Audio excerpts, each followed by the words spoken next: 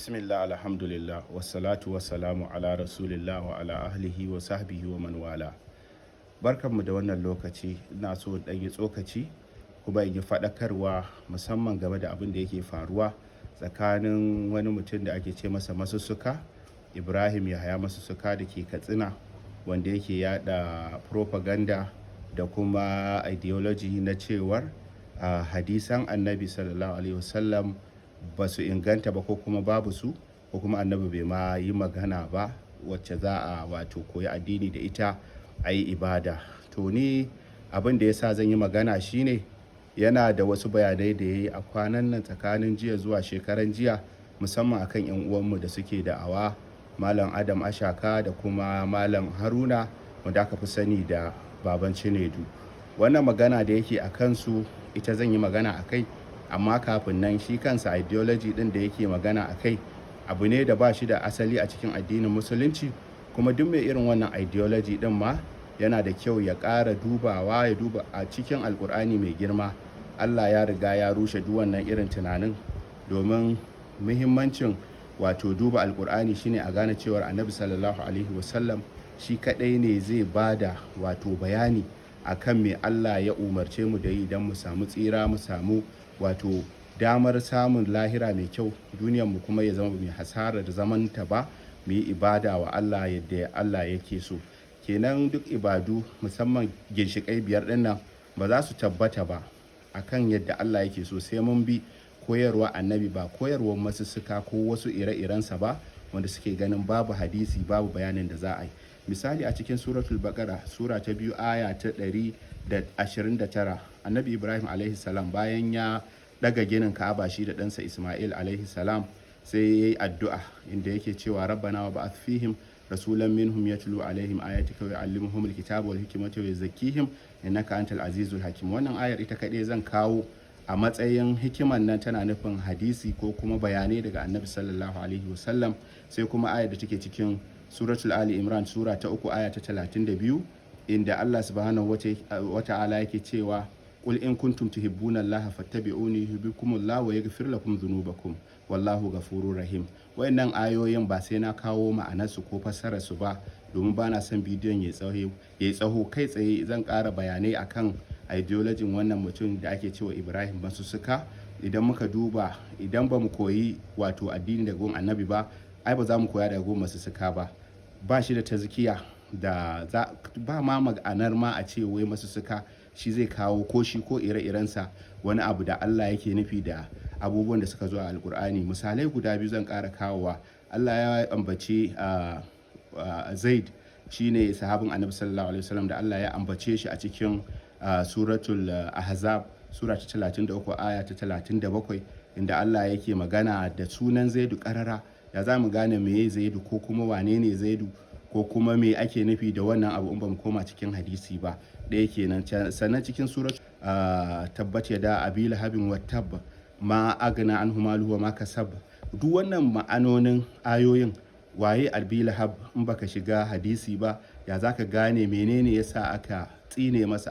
Tarihi ya tabbatar, kuma hadisan annabi ingantattu suka tabbatar da wannan aje ai tunani. Sannan magana akan a soke wato da'awa ko kira zuwa addinin musulunci. Addinin musulunci shine kaɗai addini gun Allah.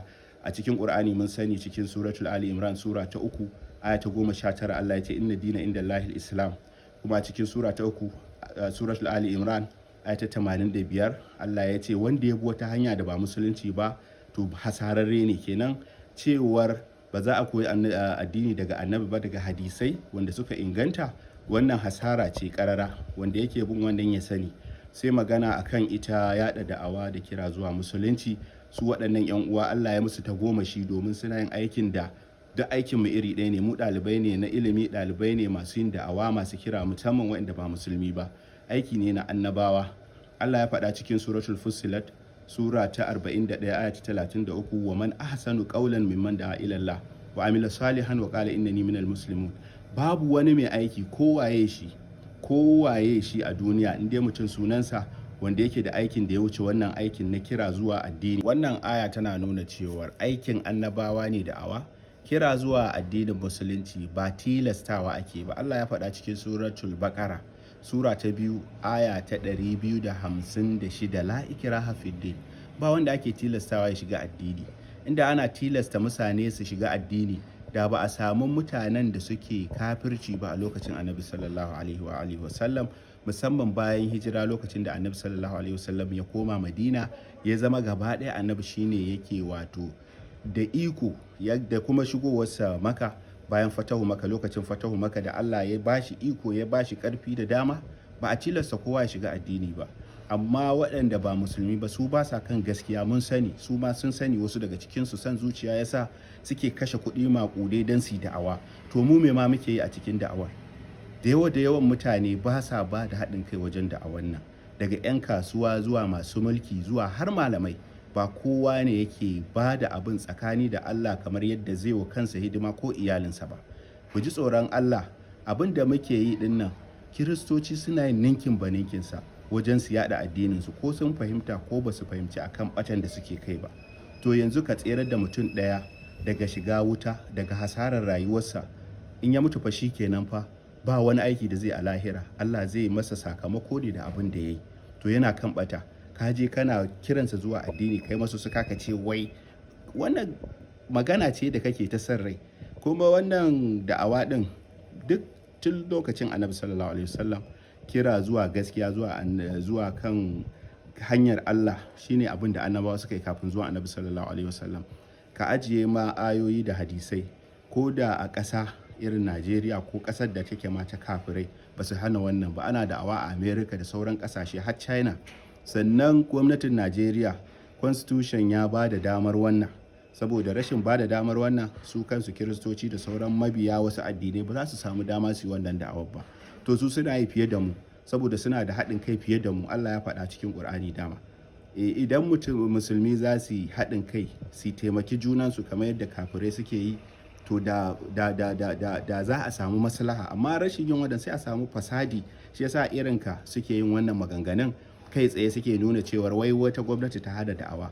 Ai da'awa ba tashin hankali ba ce, ba tashin abin da bai ci karo da komai na gwamnati ba. Karewa ma constitution na Najeriya na 1999 wato ya ba da dama cewar kowa zai iya yada idiyarsa da kuma canja addininsa, da kuma samun wani abu da yake yi, da yake kai, ya tabbatar abu ne da zai iya kira a kai ba tare da faɗa ba, ya kira.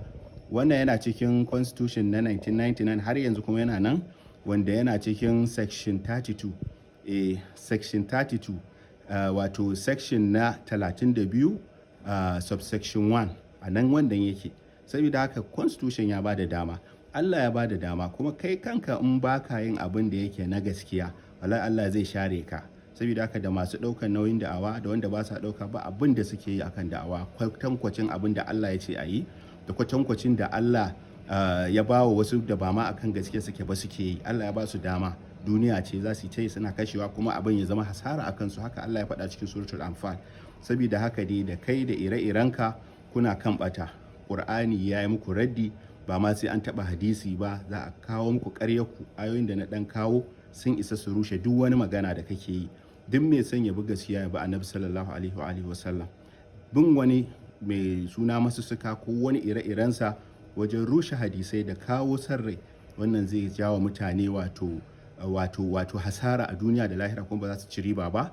Haka waɗanda ba sa ɗaukan nauyin da'awa ɗin da ya kamata su ɗauka, su ma su ji tsoron Allah. In ba haka ba, Allah zai kawar da su ya kawo wasu, kuma wasu za su yi. Amma fara yanzu a yammacin duniya, turawa suna ɗaukan nauyin da'awa, suna yin da'awa yadda ya kamata, kuma musuluncin ya je musu. Saboda haka Allah shi ya san nasa, kuma Allah shi zai ba mu iko. Wannan addini ko da mu ko ba mu, Allah zai sa ya buwaye kowane addini. Allah ya faɗa cikin suratul Tauba, sura ta 9 aya ta 33, da cikin suratul Fatahi, sura ta 28. Allah ya faɗi cewar huwa allazi arsala rasulahu bil huda wa dinil haqq liyuzhirahu ala ad-din kulli wa kafa billahi shahida. Allah ya faɗi cewar wannan addinin shi zai buwaye komai. Don haka masu hasashe, turawa ma sun ce nan da shekarar ta 2030, nan da shekara kamar 4 kenan ko makamancin wannan, za ka gani addini ya zama kashi 75 na duniya shine ko masussuka yana rushe addini ko baya yi, ko masu taimakon addini da 'yan kasuwa da malamai da sauransu, duk wasu masu faɗa aji suna yi ko ba sa yi. Allah ya faɗa mana cikin suratul Muhammad, sura ta 47 aya ta 38 Allah ya ce wa in tatawallaw yastabdil qauman ghayrakum thumma la yakunu amsalakum. Allah ya samu dace.